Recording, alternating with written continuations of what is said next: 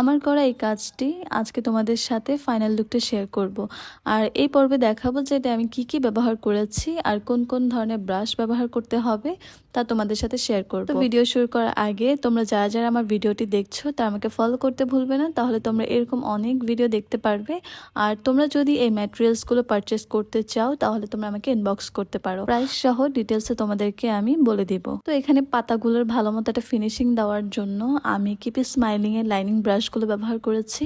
এই ব্রাশগুলো খুবই কাজের এবং তোমরা আমার কাছে খুব অল্প প্রাইসের মধ্যে পেয়ে যাবে, চাইলে তোমরা সিঙ্গেল করেও নিতে পারো। পরবর্তীতে তোমরা আমার হাতে একটা ব্রাশ দেখতে পাচ্ছ, এটা হচ্ছে ওয়াটার কালার ব্রাশ। এটার ভিতরে পানি ভরেও কাজ করা যায়। তো আমার কাছে জিনিসটা খুবই ইজি টু ইউজ মনে হয়েছে, তাই তোমাদের সাথে শেয়ার করলাম। আর এখানে আমি যে ব্রাশগুলো ব্যবহার করছি তা একটা ক্যানভাসের জন্য যে সবসময় ব্যবহার করতে হবে বা আমি ব্যবহার করছি বলে তোমাদেরকে এটা কিনতে হবে এমনটা নয়। অনেকে আমাকে ইনবক্স করে থাকো, তাই ভাবলাম ভিডিওর মাধ্যমে তোমাদের সাথে এই জিনিসগুলো ডিটেলসে শেয়ার করা যায়। তারপর আমি এখানে যে মনস্টারের লিফটা এঁকেছি এইটার উপরে আমি গোল্ডেন লিফটা ব্যবহার করব। আমি এর আগে একটা ক্যানভাস বানিয়েছিলাম, ওইটাতে আমি শুধু গোল্ডেন কালার ব্যবহার করেছি। মনমার্টের গোল্ডেনটা অনেক ভালো, কিন্তু জিনিসটা অনেক গোল্ডেন টাইপের বা একটু হলদে টাইপের, তাই আর কি আমি ওইটা ব্যবহার করিনি এবার।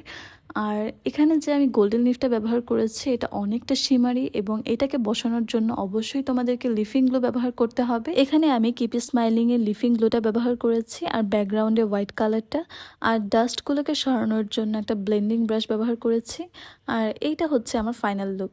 আমি তোমাদের সাথে পরবর্তীতে এইটা ছবিটা শেয়ার করব। আজকের মতো এই পর্যন্তই। সবাই ভালো থাকো, ধন্যবাদ সবাইকে।